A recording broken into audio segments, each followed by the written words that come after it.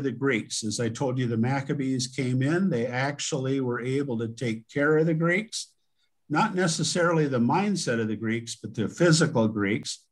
They got them out of there. They cleansed the temple. And no sooner had they cleansed the temple, waited another 80 or 100 years, but the Romans came in, and the Romans devastated the area. And once again, the Hebrew people fell under the protectorate of, yet again, some other empire. Well, if you all recall, then last time where we ended up was that in 42 BC, Julius Caesar was deified as the divine Julius. And after that, he had an adoptive son. The adopted son was named Octavian. Octavian was then eventually, right around the time of Christ, as you remember, considered to be Son of God. The charge against Jesus in John 19:7 was that the Jews had said that Jesus claimed to be the Son of God. Now we have two sons of God standing polar opposite to each other. The other most important thing for you guys to remember is that by this point, the Jews had charted their religion back 2,000 years. They had a lot of time to get it right. They codified their laws, they codified their traditions, and they codified what was called the Torah, or the book, I started to say the Book of Order, the 5 books. Welcome, Elizabeth, by the way.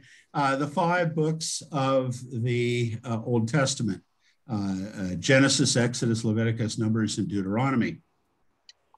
Where does this leave us? It leaves us with a Christian faith right after Jesus dies that isn't even called that.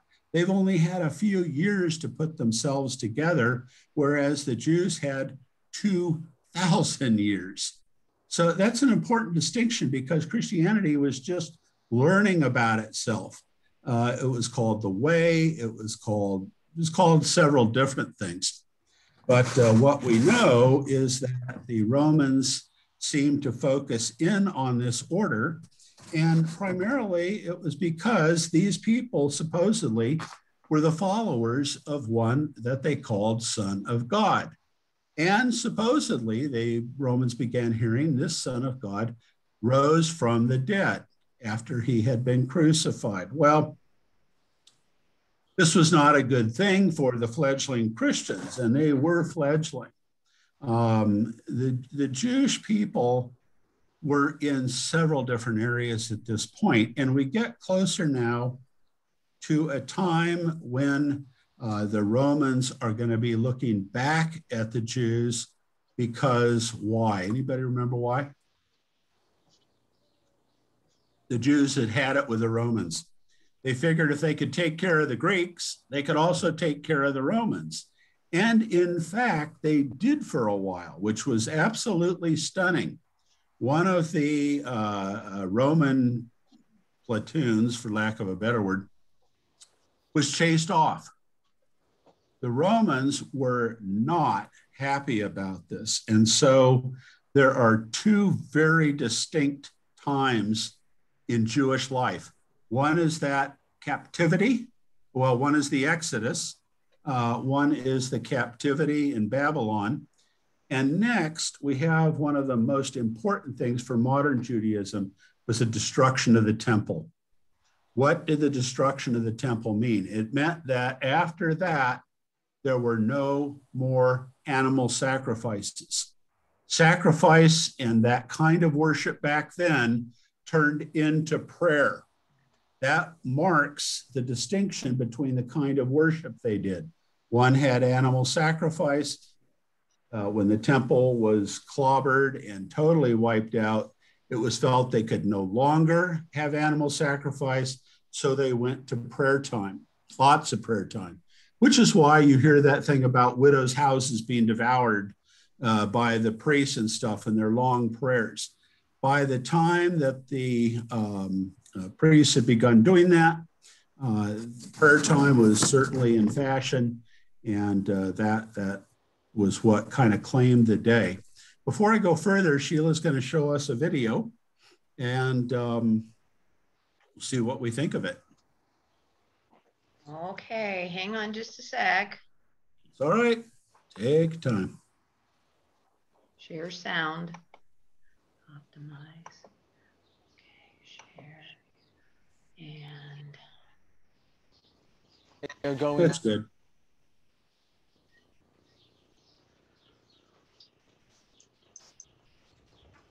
It's coming. Hmm?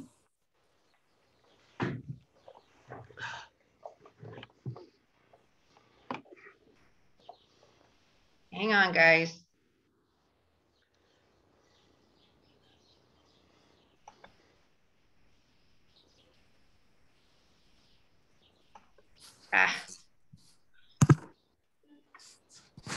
Just a sec. Sorry. We have such trouble with this. I'm so sorry. Hang on just a sec. That'll take you out completely. I know it will. It's like I tried to play it and go to the arrows to the right of that box. Over here? Yeah, try that. Okay. Yeah, get 1 second, guys.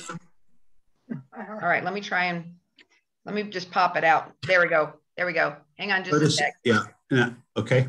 All right, give me a second to get to it. Don't have a good assistant. I'm sorry. All right, you're doing just fine.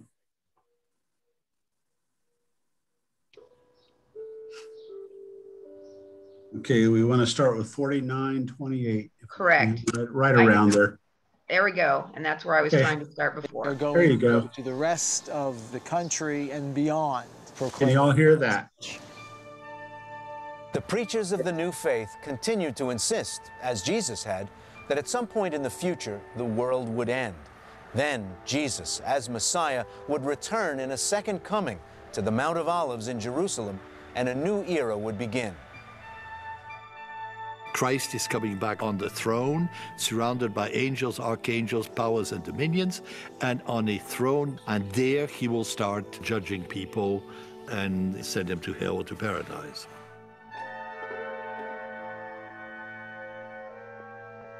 As the Jesus movement passed outward from Jerusalem, the city returned to its normal state as a Jewish city under Roman rule. Jerusalem would have been a thriving city with upper class, middle class, lower class, everything you would have expected. It is the center of the region. It's the capital of the area. It was a bustling and important city. The population would have been mostly Jewish, but you're going to get a mixed crowd of different nationalities and in some cases different religions. In the year 39 CE, Jerusalem went through a new upheaval. The Roman Emperor Caligula, known for his megalomania and cruelty, declared himself a god and ordered statues of himself to be built at the holy sites in Jerusalem. When the Jews understandably refused, he threw one of his most famous temper tantrums and threatened to destroy the Jewish temple. "So you are the enemies of the gods," he said, "the only people who refuse to recognize my divinity." Caligula died 2 years later, murdered by his own guards, and the temple was spared. But Rome's oppression of the Jews continued, with massive tax increases and the insistence that only Rome could choose Jerusalem's high priests. An ironic twist, as the Romans considered Judaism to be a nonsensical superstition. The Romans went further, and in 66 CE, they robbed the temple of some of its money. Enraged, the Jews revolted. But unwilling to tolerate any dissent, the Romans sent 60,000 soldiers to crush the Jewish revolt. The war escalated, and before it was over, Roman soldiers destroyed the temple. The destruction of the city and of the temple in the year 70 is absolutely horrific. We're given the description by a number of people that were either eyewitnesses or lived just afterward. The whole city is demolished. Much of the population is either killed outright or taken into slavery. There's so much gold captured that the price of gold throughout the entire Roman Empire drops. There's so many slaves taken that the price of slaves throughout the Roman Empire drops. And the entire temple is destroyed. One historian described the event. Flavius Josephus, a Jew who fought against Rome in the rebellion and later became a Roman citizen. He writes, "One would have thought that the hill itself on which the temple stood was seething hot, as full of fire on every part of it, that the blood was larger in quantity than the fire, and those that were killed more in number than those that killed them." On this wall is all that remains of a great arch known as Robinson's Arch.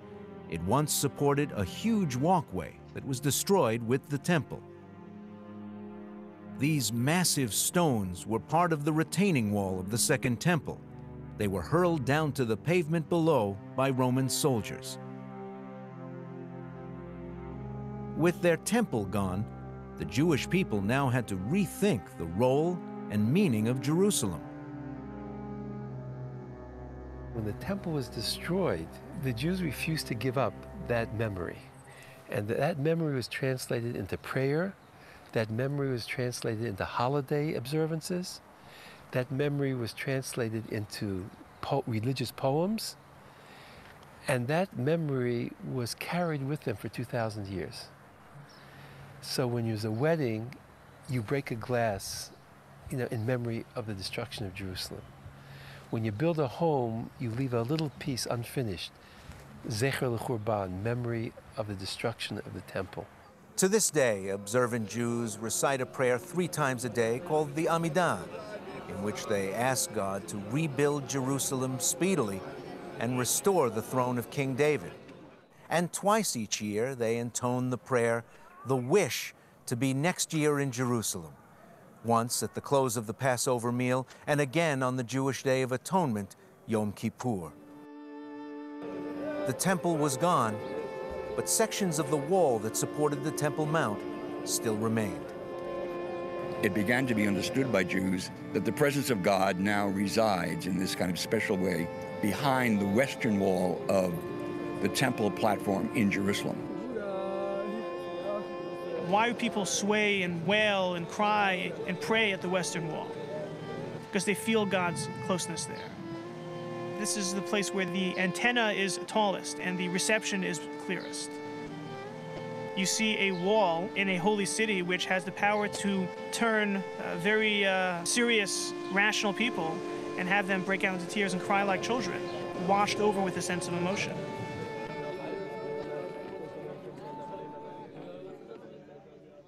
Even with the temple destroyed, the Romans didn't let up in their efforts to defeat the Jews. It lasted for 4 years and it climaxed in this bloody siege in Jerusalem. But the war wasn't over. There were still holdouts at one of these fortresses that had been built in the desert. It was right here. The fortress was Masada, where over 900 Jews from Jerusalem held out. They were known as the Zealots. Masada was over 1,000 feet high, had walls 13 feet thick, numerous towers and barracks. Here's where the Roman example comes in. The Romans could have put a platoon down at the base of Masada and just simply starved them out. Right? I mean, it was the easiest thing in the world. The Romans didn't do that. What the Romans did was they built a causeway up to Masada.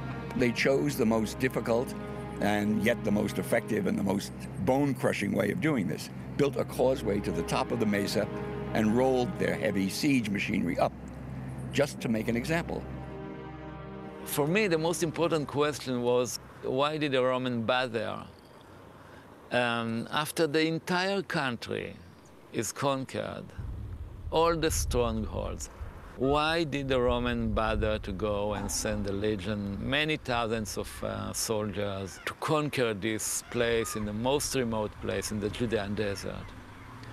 And the answer must be, as far as I see it, that the Roman knew the stubbornness or the something in the character of the Jewish nation that they'll never give up. And if you leave them, it's like leaving a campfire in the forest, but leaving some smoldering burning. And so they needed to go and finish it.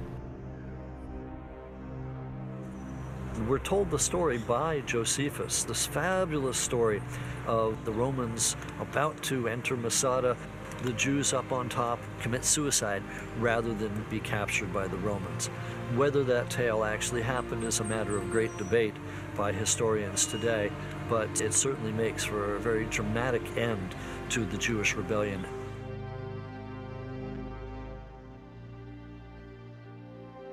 The Jewish revolt was defeated in the year 73 CE, and the Roman occupation of Jerusalem continued. The city was in ruins, but it's written that Emperor Titus kept 3 towers intact, so outsiders would know that Jerusalem could not stop the Roman Empire. This tower in Jerusalem is the last of the 3. Some 60 years later, the Roman Emperor Hadrian decided to create what he considered to be a new and improved Jerusalem. Perhaps oblivious to Jewish and Christian feelings, or perhaps in spite of them, Hadrian went on a temple-building frenzy in Jerusalem, including a temple to Roman gods on the traditional site of Jesus' crucifixion itself, Golgotha. As one eyewitness wrote of the events years later, they prepared on this foundation a truly dreadful sepulchre of souls to the impure spirit whom they call Venus. Many felt a warning line from the book of Jeremiah in the Hebrew Bible had come true, that Zion shall be plowed like a field. Things got worse for the Jews. The Romans banned several Jewish religious rituals, including circumcision, the centerpiece of the covenant. In 132 CE, led by a man named Simon Barcoba, the Jews again revolted against the Romans, but again the Jews lost. The second revolt against Rome, known as the Barcoba Revolt, was actually far more devastating in its consequences for the Jewish people. They were forbidden to live in Jerusalem.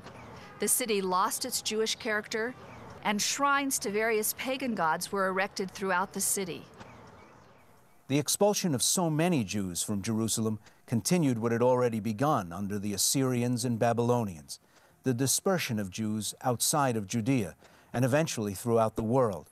It would come to be known as the Jewish Diaspora.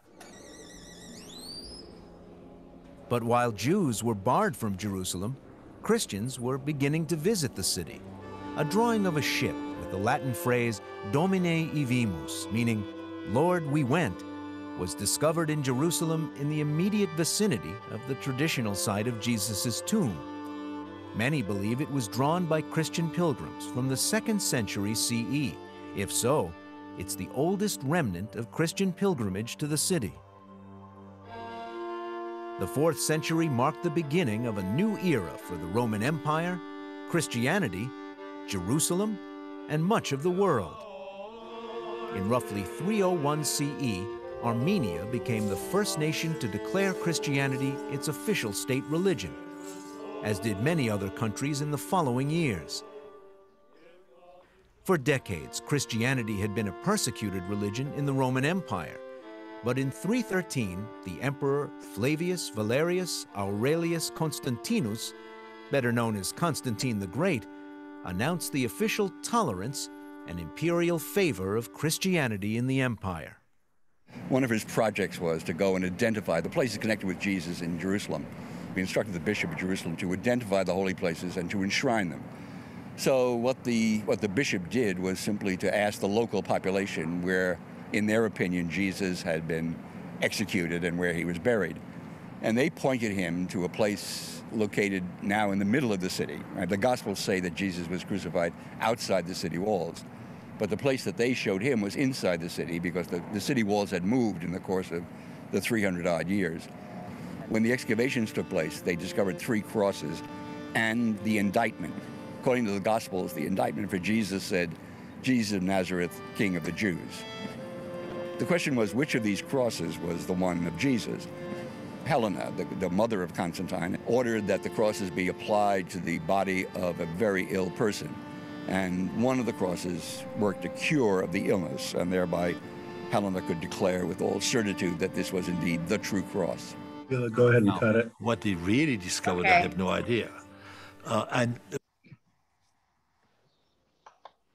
Okay, greetings, folks. I'm cutting that video a little early on purpose, partly because I want to know how the Jewish people got those rocks for 13-foot walls up to that top of Masada.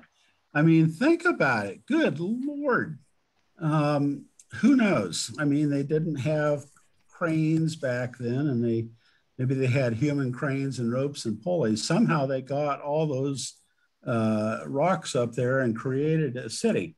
Well, anyway, Masada went the way of all things. And then at the point at which the Jerusalem temple was devastated and things had gone from bad to worse for the Jews, the Romans decided to say, you're out of here. And so what we had was then, while the early Christians still remained in hiding to some degree in the Jerusalem area, the Jews began to go out from that area, and they went to Greece, excuse me, Asia Minor, Italy, Egypt, Palestine, all along the Mediterranean coast and up towards Italy, and then, of course, Spain. They went to the Aegean Islands. Eventually, you had what we would call the Northern and Eastern Europe Jews. They were called the Ashkenazi. And then you had the larger sect of Jews that went into Iberia, Spain, and Portugal, and they called those the Sephardic Jews. It's important to know or to understand that the Sephardic Jews were the ones that were responsible for a huge amount of literary learning, of medical discoveries, all kinds of things going on in Spain. And so when you hear that during the Dark Ages up in the England and those areas, Spain was having kind of a renaissance, but it wasn't due to the Spaniards completely. It was due to a lot of Jewish people who helped to bring that about. Later, when the Jews finally were let into the England area way up above, they began to help lend money to build cathedrals.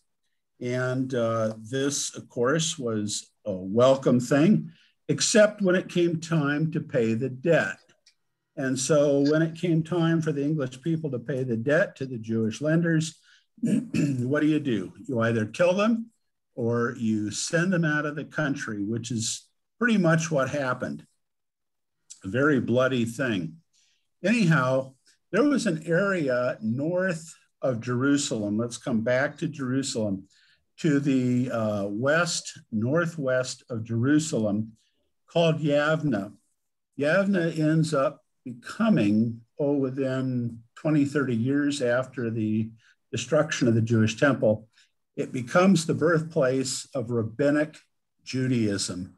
That is where the priests and so forth, the business about sacrifice, that's all gone. But the rabbis begin teaching, the rabbis begin making the rules. And so about, 100, 150 miles west-northwest of Jerusalem, we have this area where rabbinic Judaism is going to win the day. Now, at this point, the Jewish people are dispersed in many, many different areas. If you can picture the Mediterranean Sea in your mind, picture Spain and Italy and Turkey and on down through the Jewish areas, the Israelite areas, down across through to Egypt. They were all located within that sphere as well as other places. Remember, they were still located to the area of Persia and Babylon as well. What could have caused this group to hang together in so many different places? They didn't have Zoom. They didn't have computer. They really didn't have newspapers that got out to people in one day. What they had were their traditions, their laws, and their faith that have been going on for well over 1,500 years. That is what kept them together, their identity as a Jewish sect of people. Probably more than any other culture in many respects, as a specific Hebrew culture, they kept themselves together that way. Now, the Christians, they were just starting out. And so we're going to go on to the next video, having said that. And this video is called Spread of Christianity. So, Sheila, when you get there, you'll need to click to go to part 2. Right, I've got that. I'm just going to go move over to where you told me to go. Just a second. Okay.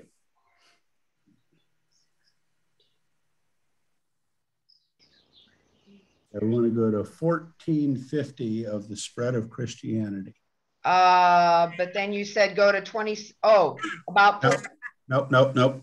You go to part 2, then you got to click the link for a Spread of Christianity. I've got that. And then you want me to play 1450 to 21? Okay. Yeah. Sorry. I didn't understand that. Just a second. No, that's okay.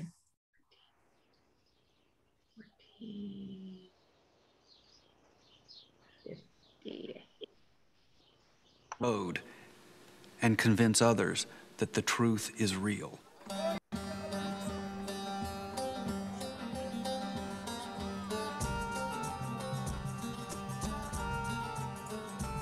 I hear it, but I don't see anything. Go nowhere among the Gentiles and Hang on enter just a no sec. town of the Samaritan.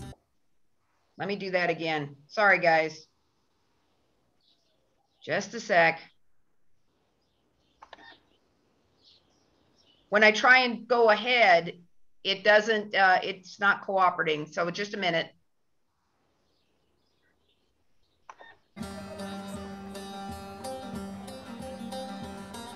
There we go.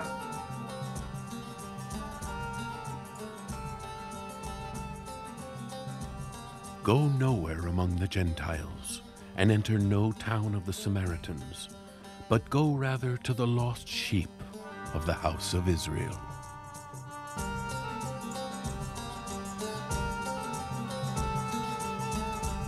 One of the characteristics of the Roman Empire is there is suddenly great freedom of movement, more so than in any period before that, and in some ways more free than any period that will happen again until the invention of the steamship. As you go, proclaim the kingdom of heaven has come near. One would have encountered on the Via Egnatia or any other major Roman road a wonderful variety of journeyers. Some would be certainly engaged in commerce, taking their commercial products from place to place. Some would be involved in goods and services, taking their particular services to different places. One would have found philosophers. One would have found persons such as Paul, preachers, missionaries of particular religious views and religious movements. What, in a sense, is sort of ironic is that the network that was established for the mobility of the Roman army finally became the network that was probably most instrumental in the spread of Christianity. Jews had traveled along this network for centuries, and Jewish communities were spread throughout the empire.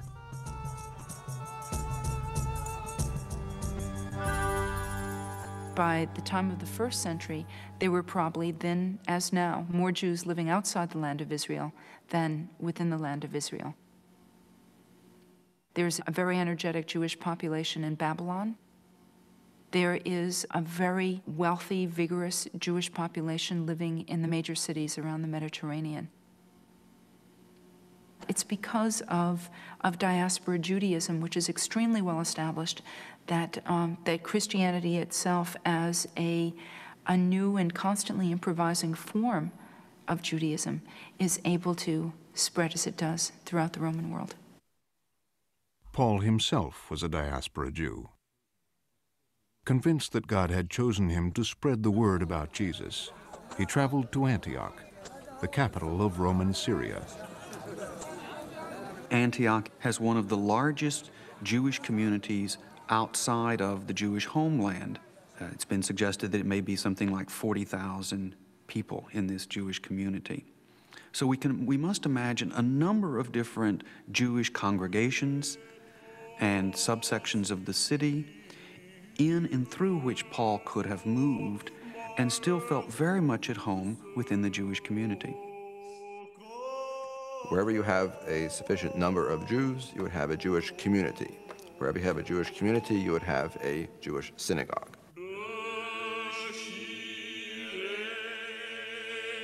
By the 4th century, the synagogue had become a formal place of worship. But in Paul's day, especially in the diaspora, it was more of a community center.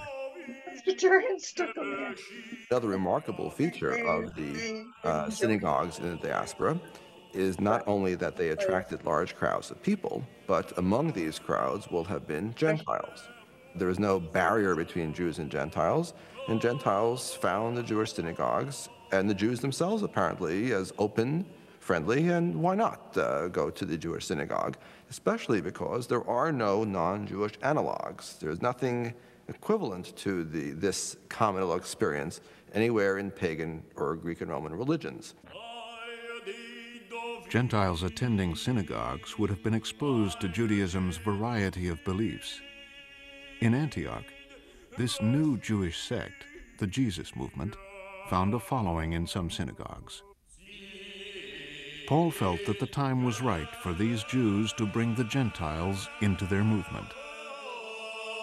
Paul's message of the conversion of Gentiles seems to be predicated on the Isaiah language of what will happen when the kingdom comes, when the Messiah has arrived, and there will be a light to the nations, a light to the Gentiles.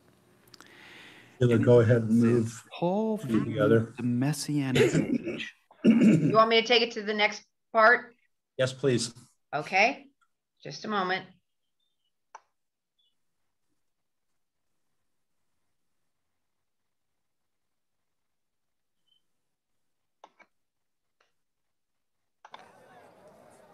So when Paul goes back to Antioch, he seems to think that he's won a major victory in the understanding of what the Christian message will be.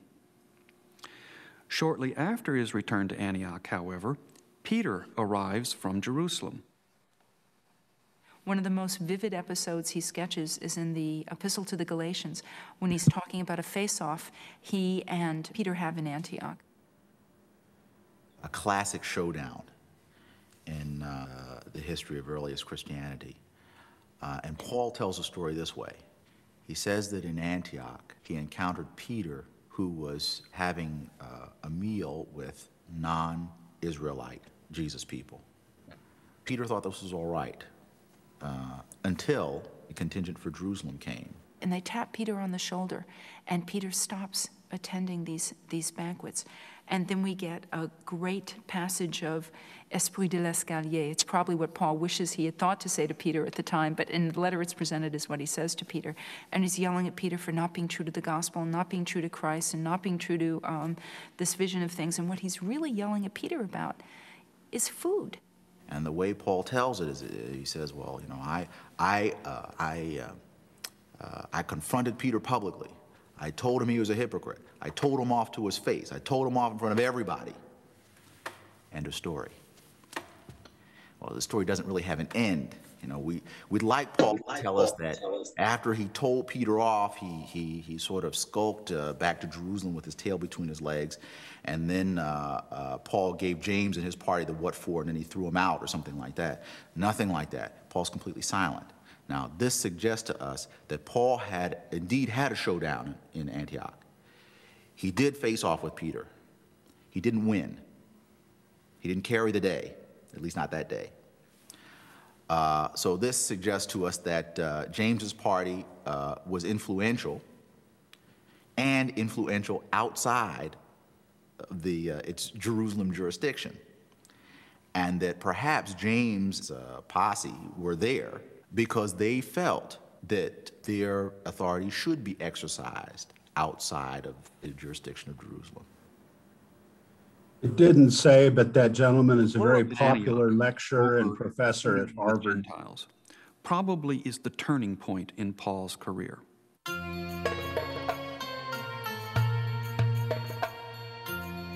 Paul left and went to Western Turkey, or Asia Minor, in Greece. For the next 10 years, from 50 to roughly 60, Paul will concentrate all of his efforts in this region of the Aegean Basin.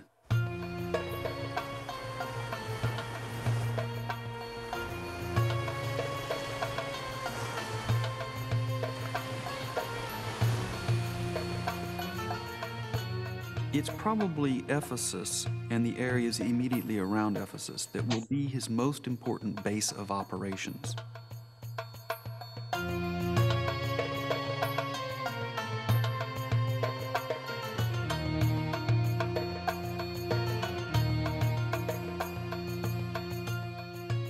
Ephesus was a cosmopolitan environment.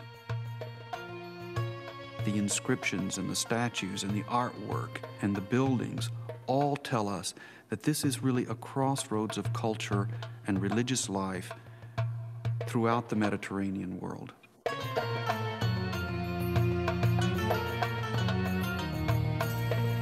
When you read Jesus' parables, you immediately think of agriculture, you think of peasants, you think of landowners, you think of farming.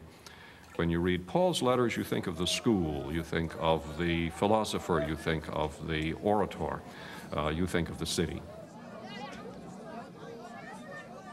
In Paul's view, at least, the city was the natural environment, if you will, for Christianity. He has a way of coming back to the same city, as a way of visiting new cities and talking about visiting new cities. And it was cities that he was going to, not just general geographical areas. It's important to understand, I think, that it was from these cities that Christianity ultimately was spread. Paul mostly travels around in a kind of circuit of these congregations around the Aegean Rim. Or he sends out his helpers and his co-workers, people like Timothy and Titus, to take information or check out what's happening over in Philippi or someplace like that.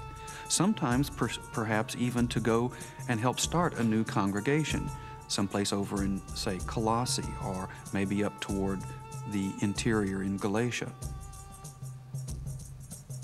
So we have to imagine the Pauline mission as a kind of beehive of activity.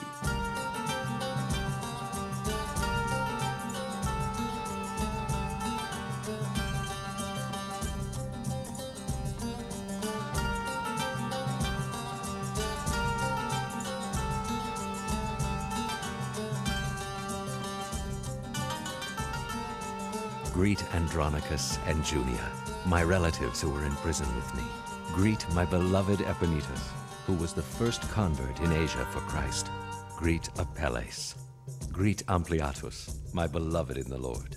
Greet Urbanus, our co-worker in Christ, and my beloved Stachys. The traditional view of the composition of the early Christian communities is that they are from the proletariat. Early Marxist interpreters of Christianity make a great to-do with this. It's a movement of the proletariat. It's essentially from the lowest classes. But if you actually look at the book of Acts and you look at Paul and you begin to collect the people who are named or identified in some way, here you have Erastus, the city treasurer of Corinth. An ancient inscription with the name of Paul's follower Erastus can still be seen in the ruins of Corinth. You have Gaius of Corinth, whose home is big enough to let him be not only Paul's host, but the host to all of the churches of Corinth. All of the little household communities can meet in his house at one time. You have Stephanus and his household, who have been hosts to the community. You have Lydia in Philippi, who is the seller of purple goods, a luxury fabric. You have Prisca and Aquila, and we wonder why the woman is usually mentioned before her husband. She must be a woman of some consequence. You begin to get the impression that you have quite a variety of different social levels represented in these early Christian communities. Not people at the absolutely top level. You have, with the exception possibly of Erastus, no one from the aristocratic orders, no one who would be a member of the city council. You have no agricultural slaves, or at the bottom of the hierarchy. But in the rest of the social pyramid, everything in between, you seem to have representatives in these early Christian groups. Sheila, go ahead and cut it. So stop it. Okay. A picture. The time just flies. I know it does. Had this thing timed out. Well, okay, so where we're at is we are in the midst of confusion in the 1st century AD. And the reason for that is that the Romans have come in, they have laid waste to Jerusalem. For a peoples who had been there well over 1,000 years, they are banned from the city. Now, some of them will stay and will stay in hiding. Others will move to different parts of the Israeli or the lands of Israel. Still more will go down to Egypt. Others will go into the areas of what we now know as Armenia, Azerbaijan, Belarus, Czech Republic, Estonia, Romania. They spread out, and I mean they really spread out at the same time that Christianity was kind of coalescing. So the people of the book, the people of the Bible, they have come out of one enormous dispersion or scattering, of course, as slaves in the Exodus. They've come in, made themselves a nation. Once again, they are taken captive some years later. Now they have come back, and they've been back in Jerusalem for at least 400 or 500 years. And the problem is now the Jews are, they've had it with the Romans. Romans conquer them. And there are thousands of people that are killed. I mean, think about this, guys. We see the film clips of it, but these things were bloody. The Roman soldiers were absolutely brutal. And if you read some of Tacitus's writings, he's a Roman writer, they're barbaric, and they really, really leave the bodies all over the city.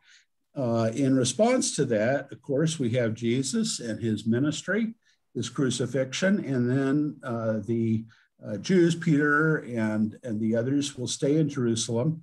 And eventually, of course, we come to Pentecost. But then there's Paul. Paul gets out there and somehow evangelizes an enormous area. Now, the communities aren't large at that point, but the fact is there are a lot of there are a lot of Christian communities around the place. And I say Christian because most of the people at that point were still obviously Jewish. Some were Gentile, but primarily Jewish. And then as time goes along, the Jews begin to disperse further and further out. Some even try to come back to Jerusalem. So it is that enormous dispersion and that emergence of Christianity that we're not by any rivers of Babylon, but there's just a 3-minute little clip, if y'all have time, that I'll show you on our way out of here. So Sheila, if you want to turn to our Google clip. I am. Thank you. Encompassing much more than the mere geographic dispersal of people, The notion of diaspora implies a unique state of mind, one of a perpetual journey that profoundly affects collective and individual identities. For the Jewish people, this journey has been an inseparable part of their existence. From the biblical Exodus, through the exiles from Zion following the destructions of the First and Second Temple, to the continuous longing for their ancestral homeland. How does Jewish identity stand the test of time? How do communities that live in different regions and cultures and interact in many languages preserve their distinctness when their own boundaries and identities are in constant movement? The answer lies in Jewish communal traditions and practices. Uniting diaspora Jewry, they carry the Jewish concept of Ledor Vador, the call to pass tradition from one generation to another. The Frankfurt Community Registry affords a glimpse at the mechanism that sustained the self-governing Jewish community. For Jews outside Israel, the diaspora has always presented a story of duality. On the one hand, they've always had a special relationship with Israel and with Jewish communities that transcended nation and state boundaries. On the other hand, they've felt the basic need to take root, integrate, and belong to their local society and country, even when faced with severe restrictions such as segregation and occupational limitations placed on them by authorities. This alcoholic beverages recipe book from early 19th century Poland is an anecdotal example of adapting to necessity. At the time, about 85% of registered taverns in Poland were leased by Jews, who, for lack of other alternatives, found this outlet as an aspirational middle-class occupation. The desire to be accepted and leave a mark on society, coupled with Judaism's tradition of learning, analysis, and debate, together with new opportunities that were opened for diaspora Jewry during the Enlightenment of the 18th and 19th centuries, engendered new creativity and led Jews to develop concepts, theories, and works of art that contributed universally to societies, thought, and cultures. Cultural influences and inspirations by nature run in both directions. This long-lasting interplay between traditions is clearly evident in the poetry of Judah Halevi, the greatest medieval Hebrew poet who incorporated patterns of Arabic and Muslim culture into his poems. Poems that are a part of every Jewish prayer book across the globe. The narrative of the diaspora, in all its diversity and its relationship with Zion, creates the never-ending story of the spiritual, mental, and physical journey between them. Constantly evolving, it is a dynamic story preserved, cultivated, and shared by the National Library of Israel, instilling hope now and for generations to come.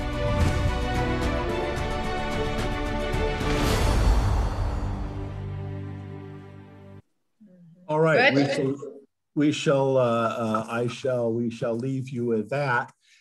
Important thing to remember, the Jewish people, if you really dive deep, had a relationship, a blood relationship, if you will, even with people up in Samaria. And so the Samaritans, and somehow they began to hate each other. Just the same way, by the way, that the Israelites, if you go back far enough, had a blood relation with the Palestinians or people of Palestine. Today we think of Israel and Palestine.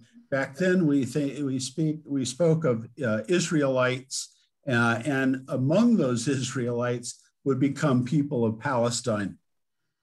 So the world turns, and we are dispersing ourselves throughout the world. I thank you all for hanging in there.